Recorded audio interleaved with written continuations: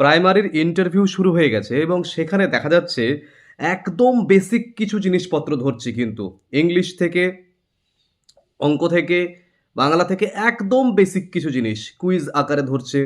হ্যাঁ, মানে জাস্ট ত্রিভুজ কাকে বলে, চতুর্ভুজ কাকে বলে, স্থূলকোণ কি, সূক্ষ্মকোণ কি, এই ধরনের মানে আমরা অনেক টেমো রেডি করে যাচ্ছি, কিন্তু দেখা যাচ্ছে একদম মিনিমাম যে জিনিসগুলো সেই জিনিসগুলোতে কিন্তু প্রবলেম হয়ে যাচ্ছে। আমি এই রকম যতগুলো প্রশ্ন আপাতত আমার মাথায় আসছে আমি সেগুলো সাজিয়ে দিচ্ছি এবং এর পরের এপিসোডও থাকবে এগুলোর আর কি, ঠিক আছে? আরও আসতে চলেছে সামনে। ওকে, আজকে জ্যামিতি থেকে, জিওমেট্রি থেকে একদম বেসিক যতগুলো প্রশ্ন আপাতত আমার মাথায় আসছে সেগুলোকে আমি এক জায়গায় করে দিচ্ছি। জ্যামিতি কি?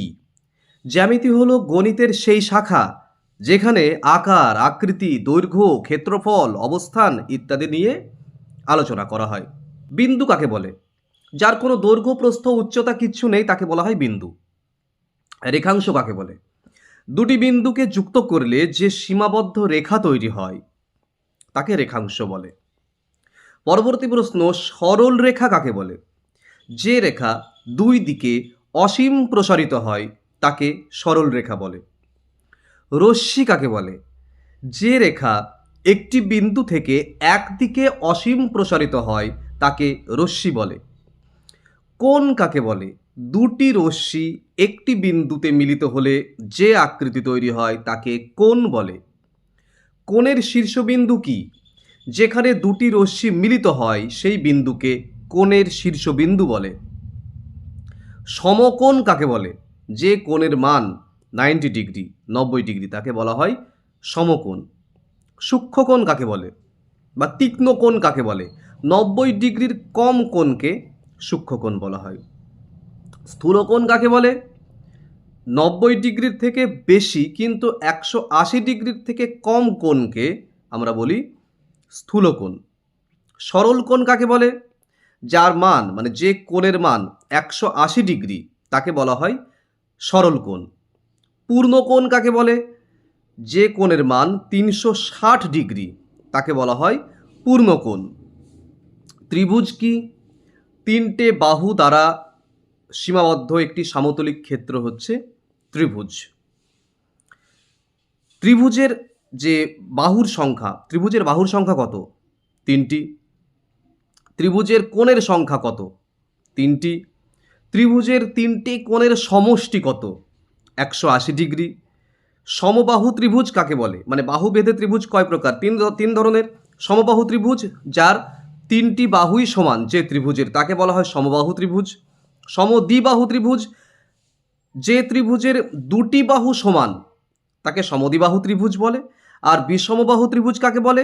যে ত্রিভুজের তিনটি কোণের মানই অসমান। তাহলে বাহু ভেদে তিন প্রকার, সমবাহু, সমদ্বিবাহু এবং বিষমবাহু। এদের মধ্যে আর একটা প্রশ্ন হয়, সেটা হচ্ছে সমবাহু ত্রিভুজের প্রতিটি কোণের মান কত? যেহেতু সমবাহু তাই প্রত্যেকটি কোণও মানে সমান হবে। তাহলে 180 ডিগ্রি ডিভাইডেড বাই 3 মানে 60 ডিগ্রি করে এক একটি কোণের মান। সমকোণী ত্রিভুজ কাকে বলে? যে ত্রিভুজের একটি কোণের মান 90 ডিগ্রি তাকে বলা হয় সমকোণী ত্রিভুজ। পরবর্তী প্রশ্ন, সমকোণী ত্রিভুজ কাকে বলে? যে ত্রিভুজের একটি কোণের মান 90 ডিগ্রি তাকে বলা হয় সমকোণী ত্রিভুজ। চতুর্ভুজ কাকে বলে?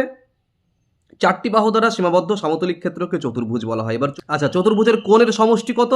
360 ডিগ্রি। এবার চতুর্ভুজের বিভিন্ন রকমের ভাগ আছে। বর্গক্ষেত্র কাকে বলে? যে চতুর্ভুজের চারটি বাহু সমান, চারটে কোণও সমকোণ 90 ডিগ্রি তাকে বলা হয় বর্গক্ষেত্র। এবং বর্গক্ষেত্রের বিপরীত বাহুগুলো সমান, সমান্তরাল, প্রতিটি কোণ 90 ডিগ্রি। আয়তক্ষেত্র, বিপরীত বাহুগুলো সমান এবং সমান্তরাল এবং সব কোণ সমকোণ তাকে বলা হয় আয়তক্ষেত্র। সামন্তরিক কি? সামন্তরিকেরও বিপরীত বাহুগুলো সমান এবং সমান্তরাল কিন্তু কোণগুলো 90 ডিগ্রি নয়। রম্বস কি? বর্গক্ষেত্রের মতোই কিন্তু মানে যে চতুর্ভুজের চারটি বাহু সমান কিন্তু কোণ 90 ডিগ্রি নয় তাকে বলা হয় রম্বস। আর ট্র্যাপিজিয়াম কি?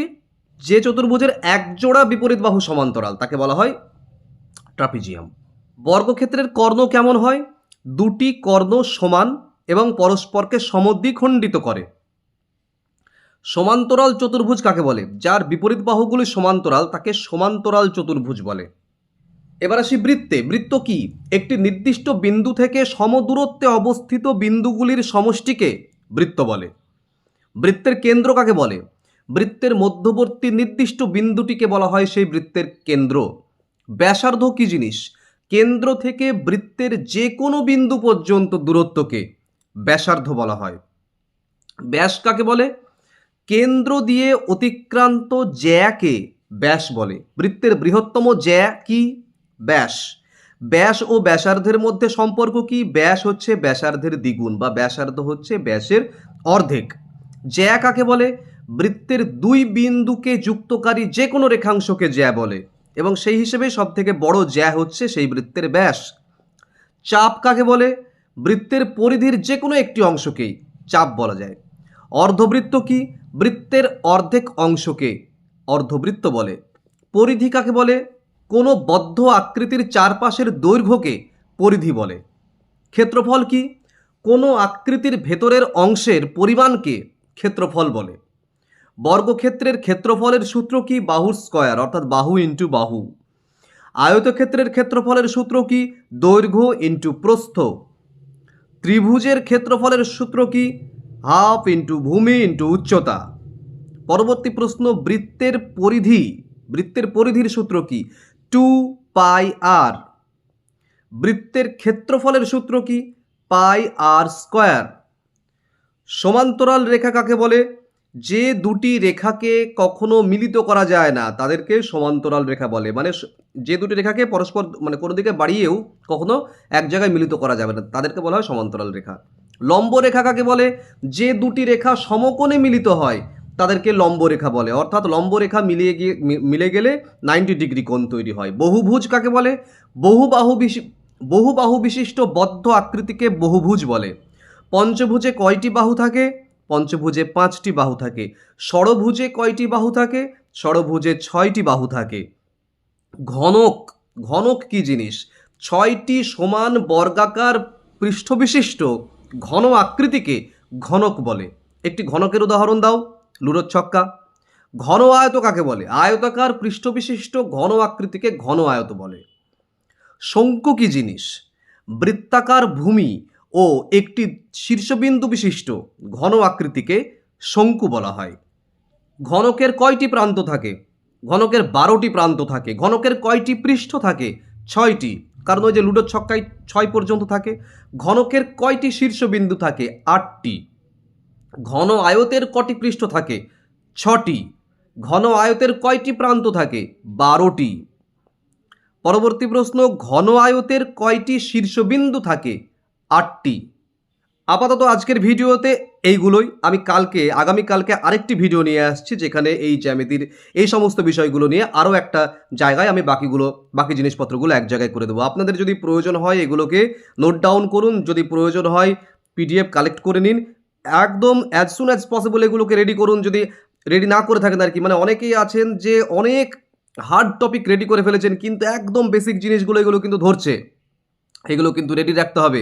খুব বেসিক, একদম স্বাভাবিক সাধারণ জিনিসগুলো যেগুলো হয়তো আপনারা ভাবেননি সেই সমস্ত জিনিস, বা কিছু অঙ্কের যে কোনো সূত্র a কিউব প্লাস b কিউবের ফর্মুলা ধরেছে একজনকে আর কি, ঠিক আছে।